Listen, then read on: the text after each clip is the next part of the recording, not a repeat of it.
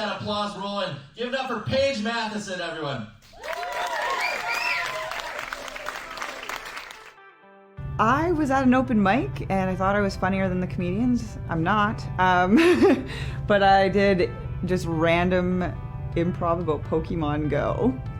And then I was like, okay, I love this. I'm doing this again. So I just know, like, my heart goes out to every single performer right now, like musicians, comedy. We tried the online thing, like, but when people aren't able to laugh and we can't hear them, it's real weird. So yeah, it's so good that it's coming back because, I mean, it's a lot of our coping skills is like dealing with stuff through humor. And so without that, I think it's kind of put people in a weird place for sure. Yes, it matches my outfit. I know how to rock a mask. Guys, I'm a nurse. Can we give a round of applause for nurses for a minute?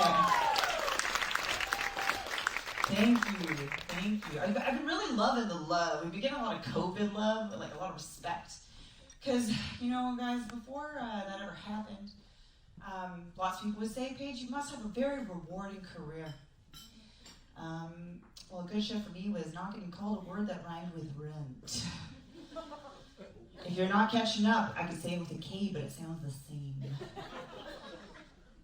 And I actually don't understand why people are dicks to nurses, and here's why. There's a lot of things that I can do to you.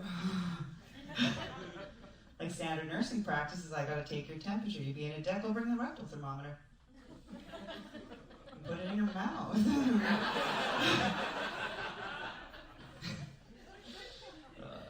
It's not bad though, I get to wear scrubs. That's basically like PJs with giant pockets. Works for me. Put my phone in there, my keys, all the medications I steal. I'm kidding, sir. I eat them there. I moved here from Manitoba 4 years ago and I learned something very quickly about British Columbia. The longer the girl's lashes, the more cocaine she does. I do a lot of substance abuse counseling, guys, and like the whole time the interview, I'm just thinking, does she actually like doing cocaine? Or does she literally need it to keep her eyes open? Wow. But there's a dual purpose I've learned, and I like this. This is like a real good life hack. There's like a purpose behind these giant face fans. When they're done ripping rails, or whatever the kids call it these days, they just whip out their fans and you're welcome. Cleanest table you'll ever see. It's brilliant. I've been a nurse for 11 years. That's a long time. Thank you. So, out of this 11 years, I'm going to share the best advice I can give you. Don't stick weird things in your bum.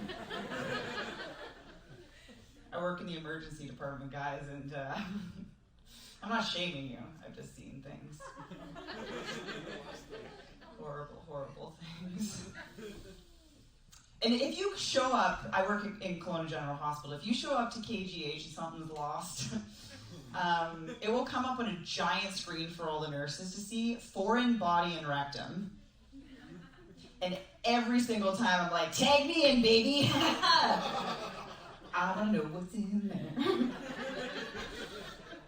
Yeah, so I approach the patient professionally, obviously. And I'm like, sir, always a dude. Sir, what exactly do you have in your rectum? And this one guy says to me, a flashlight. Yeah. And then there's me. Were you trying a new way to light up your life?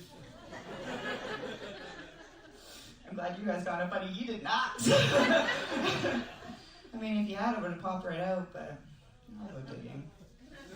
I'm a bit of an explorer. Oh. Sometimes patients like to give me advice, which I love because it's always up. This one morning, I went to go assess a guy, and he says to me, Paige, you're looking really, they clearly know me too well. Paige, you're looking really tired today. You know what I do when I'm tired? I stick a rock of meth in my coffee. I was like, dude, you use meth as a sugar cube? And he's like, yeah, works every time. But don't drink it too fast, you'll die.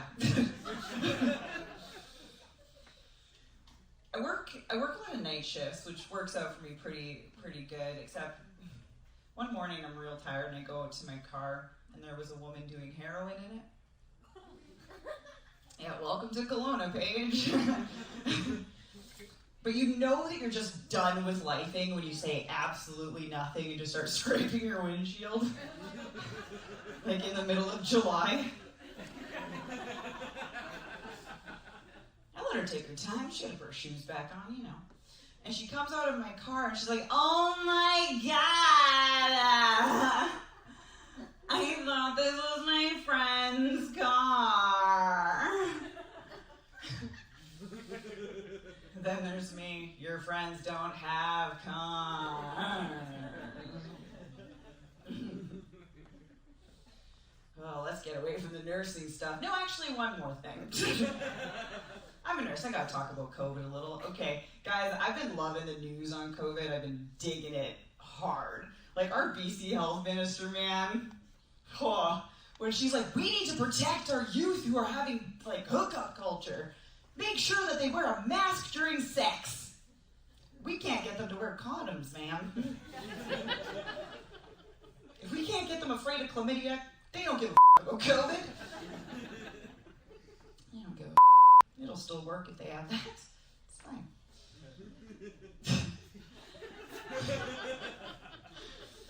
I'm a divorcee. Can we give a round of applause for the divorcees in the audience?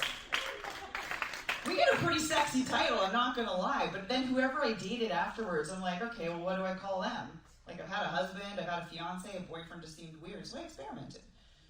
Like, I'd be like, oh, just hanging out with my partner, just going out with my significant other. Yeah, everyone thought I jumped teams. Yeah. And I never should have been allowed on Tinder because I'm too nice.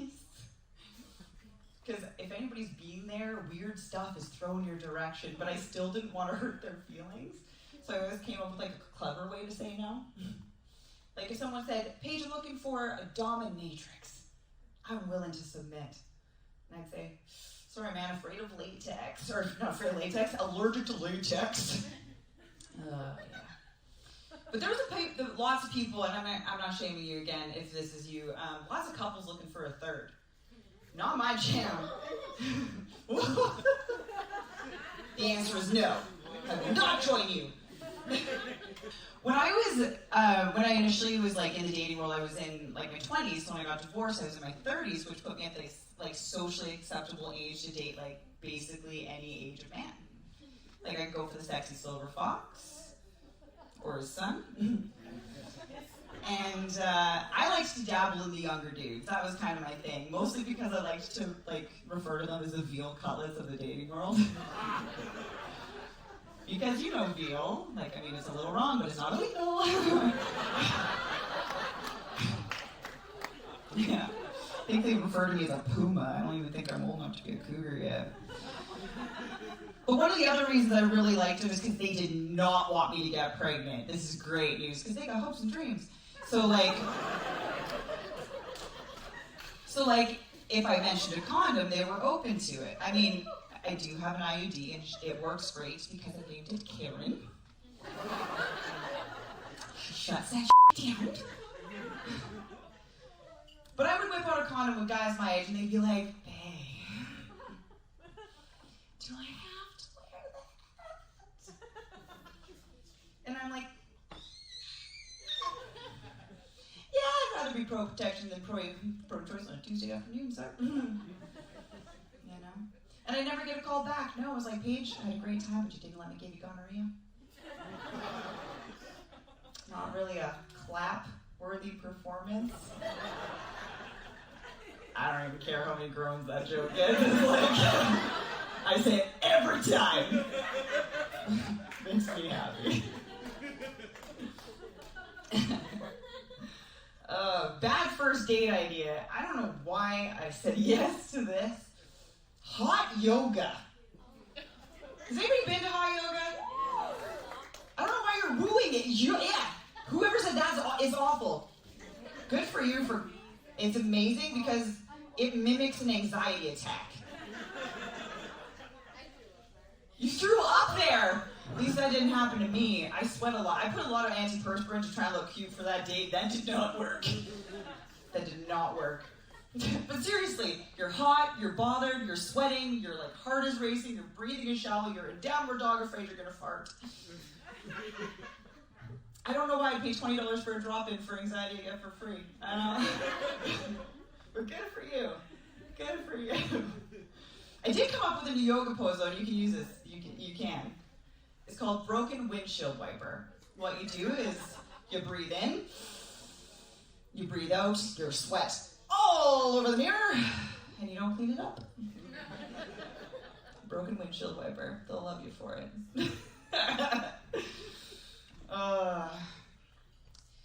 Guys, as you've heard a few of my dating stories, you can assume that when a guy was nice to me, I just like figured that there was lingering something wrong.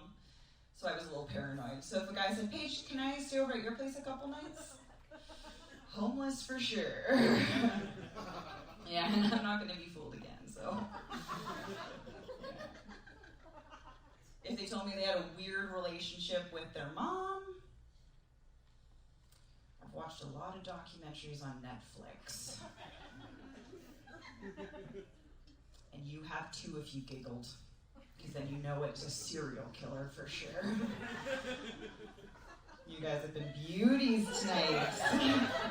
I have one more joke for you guys. You ready for one more joke from me? That wasn't enthusiastic at all. Thank you. There we go. Guys, I had a male roommate for years. He loved that I was a nurse because I worked a lot of night shifts, which gave him ample opportunities to bring home the ladies. Yeah, so I'd come home after a shift and it'd be like a cute little pair of shoes at the door. And I was super stoked, not for him, but I've decided I'm going to meet her. So I'd linger. Go make myself a cute little breakfast. Go to my bedroom door, close it, pretend I was in there, but I wasn't. Hear her scuttling around, ready to run away. I'm like, it's time. So I'd go stand directly in the doorway, just haggard as in my scrubs. And I would say, welcome to our home.